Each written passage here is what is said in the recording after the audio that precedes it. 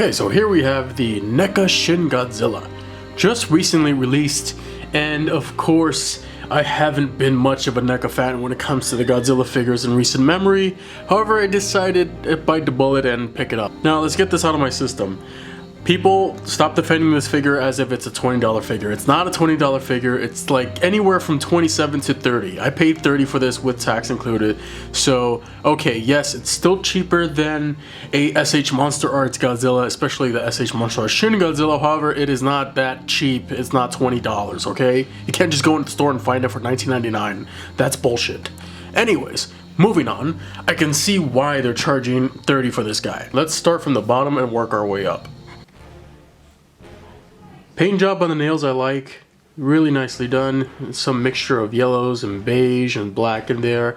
Gives it that nice weathered look that they're going for. I can see what they were going for there, and I think they did a pretty good job. Now in terms of the feet, now you're gonna notice that there's some missing detail here. They didn't get too detailed with the imperfections and mutations of the Shin Godzilla sculpt like SH Monster Arts did, where there's like extra nails coming out of the feet here and there. They kind of simplified it here, and I can understand why. It's a little hard to get those details in there, but overall they did a pretty good job with the feet. You can take a look at the bottom here of both of the feet, and you can see there's peg holes there. I don't know why they would have peg holes, but this is a pretty hefty figure for a stand, but it's pretty nicely done. You can see the sculpt. They got the ankle done properly to the heel going up here, all the way up, moving on.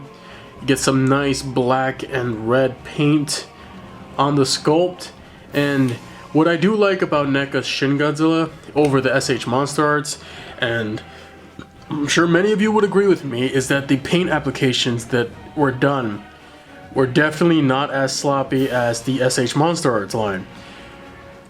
You definitely get a lot more red in the crevices and cracks. And this is something you didn't see in the SH Monster Arts unless somebody actually customized and painted it themselves. So it's nice to see NECA go the full mile and get into that detail. Moving on to the chest.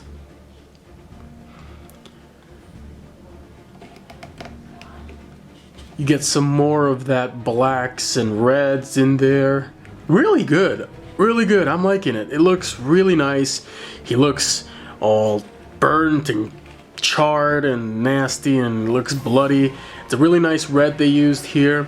Would I have preferred they used the darker red? It's hard to say. I would say this is a good red. It is pretty decent. It gets the job done. And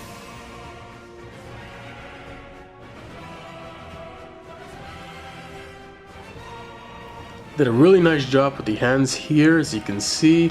The claws here, I do like the paint job. Once again, this is another area where they defeated the SH Monster Arts, and the claws for the paint on the hands are really nicely done. Once again, mixture of that beige with black and yellow. Really good, really good. No complaints here, other than the fact that, once again, the little missing details of the extra nails maybe growing out here and there are missing, but overall that's not too big of a deal. I would have to say here on mine, his right hand, his thumbnail is kind of just black. I don't know what happened there. And get a look at that nice detail. And move on up. Before I get into the neck, you get some nice black and red in here on the crest of the chest bone. And on the neck, you get, once again, some more of that blackish gray mixed in with some red. And yeah, it's not bad. So far, so good, right? Well, let's move on to the head, which can be a negative depending on your point of view. Alright, the head is a little bit of a hit and miss with me. I'd say NECA did a pretty decent job. However, it does seem like they kind of just took the feedback from the fans from the original prototype image and didn't bother to adjust it further using the source information. However, overall I would have to say it's pretty decent. It's not bad looking. From certain angles you do get a very good looking Shin Godzilla. You get some nice mixture of reds in there. I noticed as I was looking at these guys through the packaging in store, I did go with the one that had the best paint job. However, most of them were pretty consistent. All of them pretty much had the same paint apps. However, there were some minor differences, of course, per figure. Now, one thing I did notice is that a lot of people's figures in the initial reviews and early reviews of this figure were that the eyes were always looking forward. Now, Shin Godzilla's eyes especially, his eyes should not be looking forward at all. This guy's supposed to look derpy, he's supposed to be looking off to the side. Now, I was worried that I would have to get a Shin Godzilla that would have his eyes looking forward, and I could see some people preferring that look.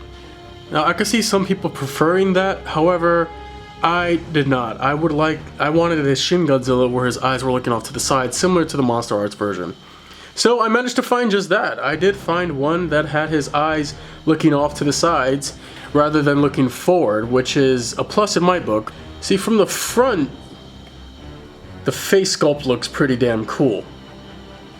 From the side, doesn't look that bad either. Okay, so where the problem I have with this figure mostly has to do with the mouth. The bottom jaw that really bugs the hell out of me. And it's a problem that the 1994 NECA Godzilla also had, and all the releases following that version, is that the bottom jaw just looks wonky when you open it all the way up. And yes, his mouth is supposed to open wide, however, it's not supposed to look like that. You see, SH Monster Arts did it properly when they had both pieces of his mouth opening up, both the top portion and the bottom portion. It just looks like he has a massive underbite. And like I said before, the teeth on the top row are pretty decently done. The bottom row, you start to lose some of the detail on the teeth as you move up the mouth and up the jaw. You get some red mixed in with the blacks there. Notice that was different per figure as I looked through the packaging of each one. However, I decided to go with one I felt I was satisfied with. However, it's inside the mouth that I have the biggest issue with. And as you can see here, when Shin Godzilla opens his mouth in the movie, he does not look like that. Okay, I don't know what NECA was going for here, but these flaps here on the skin, and there's like a massive gap in there, that's not how it looks in the movie. It just looks weird. It just doesn't look, I mean, Shin Godzilla's mouth already looks weird in the first place. This does not make it look any prettier. This is just kind of, not really digging it. It looks, every figure I see of this guy looks awkward when you have his mouth open. I mean, SH Monster Arts did a pretty decent job with it. They didn't quite nail it either. But yeah, I guess some people are gonna like it, some won't. I personally think it's a negative. Moving on to the spines, starting with the back of the neck, as you can see here, I feel that these spines here on the back of his neck are a bit too large. It just makes his head look even smaller by comparison. And it just looks awkward with it starting from up there, and there being this nasty gap there. And now, gaps are not evil. I understand there's a reason why there's gaps there. However, I'm sure they could have worked something out where they could have put another spine in here somewhere and have it so that it pops out as you bend it forward, similar to what some of the SH Monster Arts monsters used. But I can see that being an issue with some people, and it's an issue with me. I personally don't like that gap there. But anyways, not gonna dwell on it too much. Let's move down to the back of the rest of the spines. And the paint job here is a bit sloppy. Basically, the red they used, too bright. I am not digging that bright ass red. They should have done a darker red, in my honest opinion. It's a bit too bright for my taste. Looks kind of orange in some places. And I don't know, it's not my favorite. I do think it should have been a bit darker. And some of the spines should have been painted a little more black, as you can see there. Too much red, not enough black. And another issue this figure has out of the box is that some of the spines are, due to the nature of the material being used, the soft rubbery plastic they have, some of the spines come bent in the packaging. And I noticed as I picked through each one to choose the best one, a lot of them had bent spines. As you can see, I couldn't even get one that was perfect. But overall, I would have to say pretty decent with the spines, but that paint job could have been a bit better. And moving on to the tail. Now the tail comes separate in the packaging, up until this point, I believe, where you have to attach it together using the big ball joint in here. The tail just, I don't know, the segments here where it splits and you're able to articulate and bend it and move it, it just, it's just weird. I mean, look at it, it's just too much of a gap. There's no gap really here. I'm okay with that. And I mean, depending on how you pose the tail, the gaps become more noticeable or they're hidden well. So they worked with what they could. I'm not gonna rib on them too much about it, but it does become an eyesore depending on how you pose the tail. The spines on the tail are okay. The paint is a little messy here when it comes to the red and blacks, but for a $30 figure, it's pretty good. At first I didn't like how this segment of the tail had the spines are protruding a bit too much and then they just kind of disappear here, but it eventually grew on me. The end piece of the tail, not too big of a fan of here. It just kind of curls upwards, and the tip of the tail is weird. I can see them trying to get the sculpt and the second head sculpted in there. They did not succeed too well with that, especially since the lack of the detail with the paint work and simply just black and red. Now, what I don't understand here, and this is, I guess, intentional because every release that I've seen so far has these orange splotches of paint here on the tail tip. Just doesn't make any sense and looks very amateurish. They could have just done without that. That was completely unnecessary, and it just looks weird and out of place. Okay, the part that I dread the most, articulation. Let's take a look at what we have here. Now, Shin has some movement in the neck here, which once again exacerbates the fact that there's a huge gap there, and unfortunately he can't bend forward too much like the SH Monstars release, but he can look down enough. I would say any more than that would be just a bit much. Now his mouth opens and closes on a hinge, his head can rotate in the socket there, he can turn his head a full 360. Got some tight joints on the arms here. You can move them back and forth. Joint on the elbow, so you get some movement there. A rotation on the hands. Some rotation on the legs. It's a bit tight there due to the material, but you can get something out of that. You can spread them just a little bit, not too much. In terms of the knee, you can kind of twist it, but because of the sculpting, you can't really twist it 360. And then there's another joint on the ankle here, so you can have him spread them out as such. Tail is where you get most of the articulation. There's segments split up here where the tail connects to each other, and as you can see, it's pretty good, not that bad.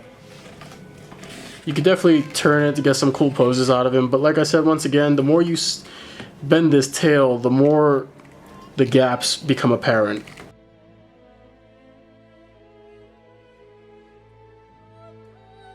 Overall, I would have to say, in terms of articulation, it's pretty good.